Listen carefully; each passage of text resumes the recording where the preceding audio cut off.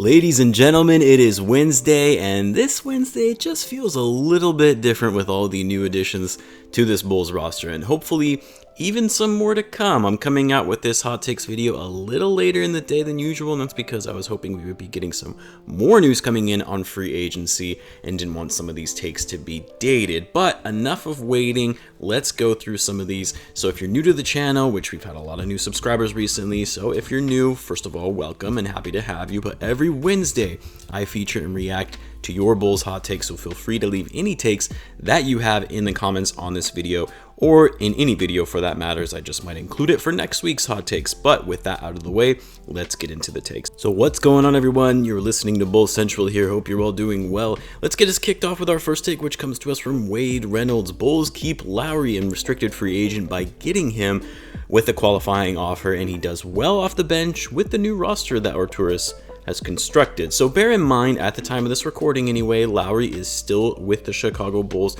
We did just in fact sign a new backup center in Tony Bradley, but I guess I should say with Lauri Markkanen, it's actually a qualifying offer has been extended to him, and he has not received an offer sheet from another team, nor has he been moved by way of a sign and trade. So it's very possible this could change by the time you're watching this. But as for your take and where it stands right now, so in the video I uploaded last night to recap the Bulls free agency day for day 2, I talked about how I would absolutely love it if the Bulls were somehow able to keep Lauri for the qualifying offer of $9 million on just a one-year deal, because as frustrating as we've been as Bulls fans with Lauri Markkanen's performance this past season and the season before that, the fact of the matter is getting him at $9 million for just 1 year is a steal, given the fact that he's still a very serviceable stretch 4 who can shoot threes at 40% and is only 24 years old. Not only that, but with the Bulls trading Thaddeus Young and Daniel Tice, they're going to need more big men. Now, I don't actually think that Lauri is going to remain on the Bulls,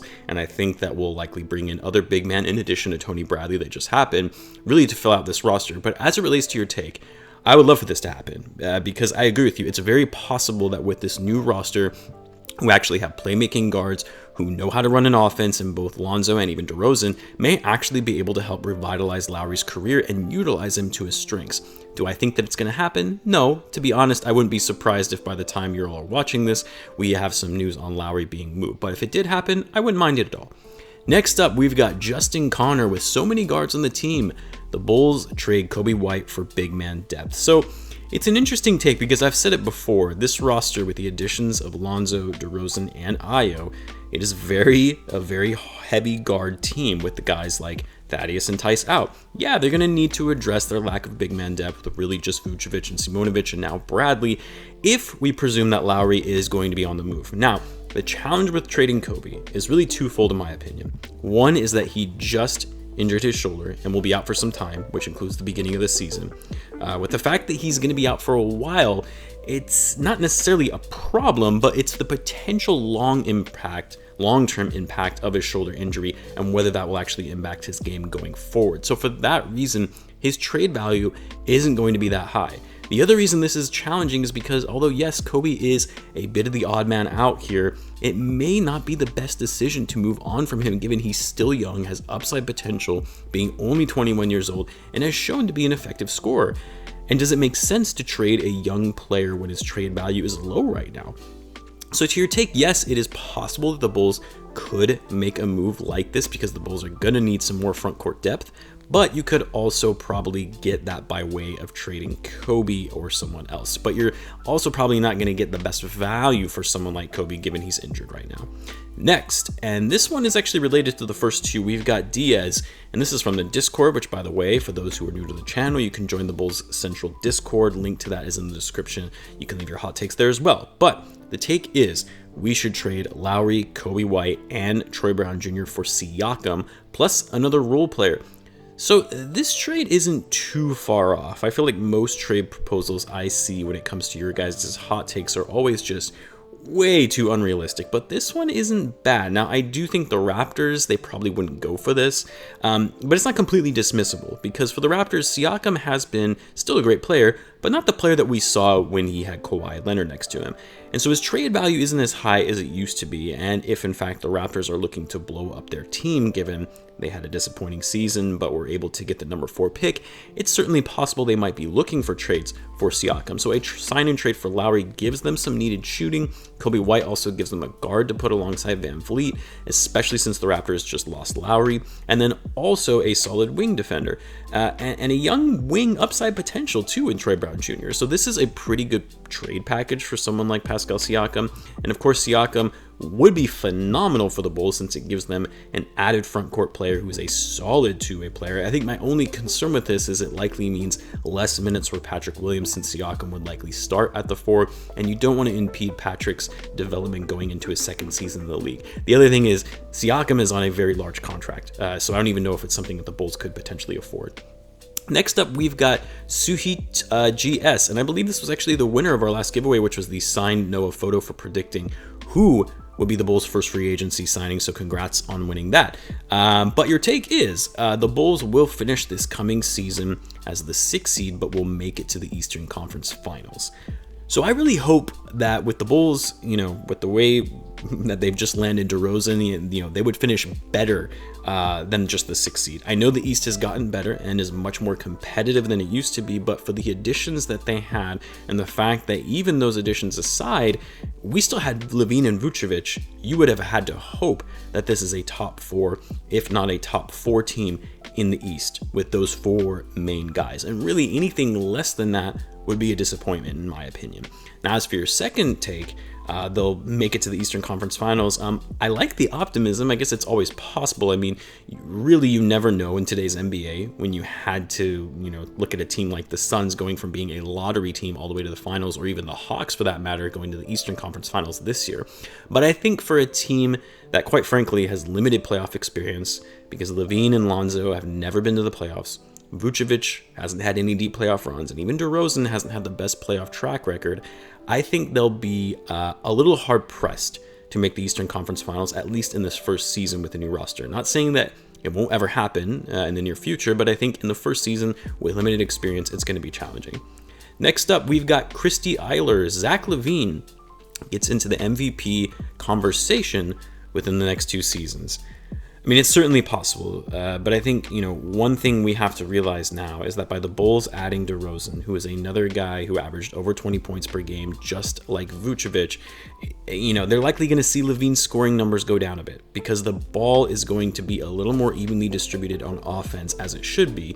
The Bulls shouldn't have to rely on LaVine as much as they have on offense these past couple of seasons. So LaVine isn't going to be averaging close to 28 points per game like we saw this past year. It's just not going to happen. So because he's not going to be putting up crazy numbers, he's not going to necessarily get as much recognition as he did before. However, if he can remain as the clear leader and the best player on this team, which I think he will, and he can lead the Bulls to say a top 3 seed in the East, then yeah, I mean, absolutely, he will be in the conversation at least. Maybe not necessarily winning the MVP with all the other talent around the league, but being in the conversation is definitely possible, no question.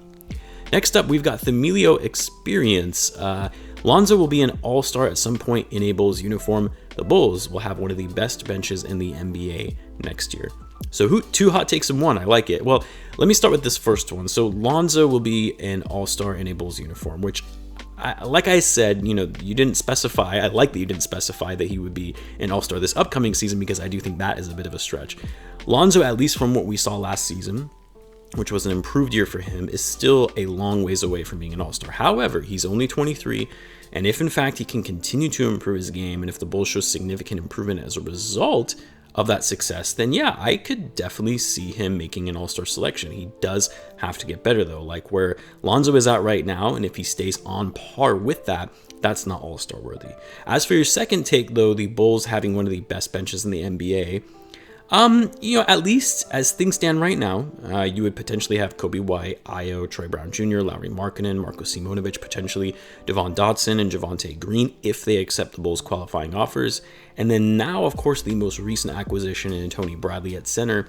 It's a solid bench. And I mean, even as I'm kind of listing these out, it's making me realize this is a fairly deep team. Now, obviously, there are things still subject to change, particularly with Lauri Markkanen in the coming days. But yeah, I would say it's one of the better benches in the league. Maybe not top 5 or anything like that, but it's up there for sure.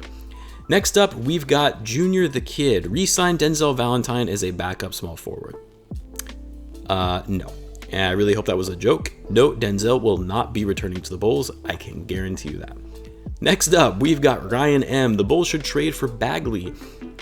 So back when I was making my free agency predictions or my free agency wish list videos, this was actually a key sign and trade opportunity that I was hoping to get done for a sign and trade with Markkanen, which granted, that could still happen since Markkanen hasn't been moved yet. And I actually love the idea of bringing in Bagley, giving him a change of scenery. You know, it's been noted that he doesn't like playing in Sacramento or that he's not happy in Sacramento. And Bagley is actually a solid player. I mean, he wasn't anywhere close to being worth the number 2 pick when you had guys like Luka Doncic and Trae Young on the board, but that's the Kings for you, and not really Bagley's fault. That's just the Kings being the Kings. However, by adding DeRozan to the lineup, my opinion on this trade has changed. And you're probably thinking, well, what does DeRozan have to do with it? Well, by DeRozan joining the Bulls, he's likely going to start at small forward, which means that Patrick Williams is likely going to start at power forward. Now, before, I liked this idea of bringing Bagley to start at the 4 for the Bulls, but now that we know that Williams is going to be playing there, I'm not as much a fan of bringing him in to compete for minutes with Marvin Bagley. And you know that Bagley is likely going to want to go somewhere where he can start. And with this new lineup, he would need to come off the bench, which likely wouldn't make him happy, which might cause some locker room issues. And not only that, but Bagley, although he's on a rookie scale deal, he's not cheap because he was the number 2 pick. He's going to be making $11.3 million next season. That's a lot for someone like Bagley. And really likely not a price tag that the Bulls can even afford at this point with all the salary commitments that they have right now. So in theory, it's a nice idea, but with the additions of DeRozan and Lonzo Ball, I don't see this working with the roster that they have and with the salary constraints that exist. Let's do one more. This one comes to us from Chris Rodriguez. Alex Caruso was only good because he was playing with LeBron. He won't play as well as he did on the Lakers for the Bulls. This will be Arturas's first miss for the Bulls. It's an interesting take. I mean, yes, for some players, they are a product of circumstance based on where and who they are playing with. And that can go both ways. Either they go to a new team and they don't fit properly and they play poorly, or they go to a new team and actually play better. Yes, he likely did get more shine playing next to LeBron James, at least as it relates to his offense, but I don't think LeBron would really have much of an impact on Caruso's above average defense. He's a hard worker and a scrappy defender, and I think that will carry over to the Bulls regardless of who he's playing with. Yes, his offense may not necessarily be as good without LeBron, but I don't see it dipping too much. I honestly think that this was a really good signing for the Bulls, one of the more underrated signings, because the Bulls needed to address perimeter defense, and they did that not only by adding Lonzo Ball, but also Alex Caruso. Anyway, guys, I'm going to end it there for now. I'll be sure to keep you guys updated with any breaking news or any major changes or signings for the Bulls. Be sure to subscribe if you're a Bulls fan, as I do upload daily Bulls content. Thanks again for tuning in, and I will catch you guys in the next one.